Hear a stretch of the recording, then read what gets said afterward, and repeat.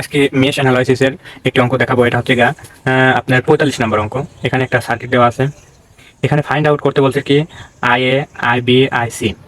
এখানে একটা লুপ, একটা লুপ। এখানে I1 লুপ হতে আমরা পাই, এখানে এমনি কারেন্ট ঢুকতেছে।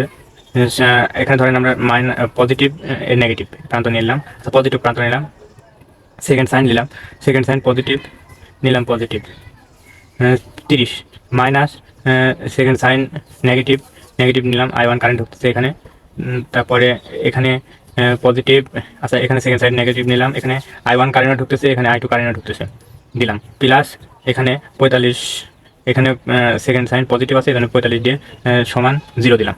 এখানে ক্যালকুলেশন করে বাড়ালো কি -30 I1 প্লাস 10 I2 সমান -75, সমীকরণ 1। এখানে লুপ 2 হতে পাই, এখানে দেওয়া আছে কি 45, এখানে সেকেন্ড সাইন আমরা নিলাম, এই সাইডে আছে সেকেন্ড সাইন আমরা নিলাম পজিটিভ 45, তারপরে কি 10 10 সেকেন্ড, এখানে ফার্স্ট সাইন পজিটিভ, এখানে সেকেন্ড লুপে আমরা অ্যাট লুপ সেকেন্ড, অর্থাৎ অ্যাট লুপ I2 হতে পাই। এখানে ফার্স্ট সাইন পজিটিভ, এখানে এমনি ঢুকতেছে কারেন্ট, তাহলে first sign positive plus 45 plus first sign positive 10 দিয়ে এখানে দুইটা কারেন্ট ঢুকতেছে, এখানে একটা থেকে একটা বিয়োগ করলাম, এখানে পজিটিভ দিয়ে 5I1, এখানে ফার্স্ট সাইন পজিটিভ, এখানে 5I2 দিলাম, এখানে তারপরে দেওয়া আছে কি 15, এখানে 15 ফার্স্ট সাইন পজিটিভ 15 দিয়ে ইকুয়াল 0। এখানে ক্যালকুলেশন করে বাড়ালো কি -10I1 প্লাস 30I2 সমান -45, সমীকরণ 2। 1 ও 2 নং সমীকরণ হতে পায়।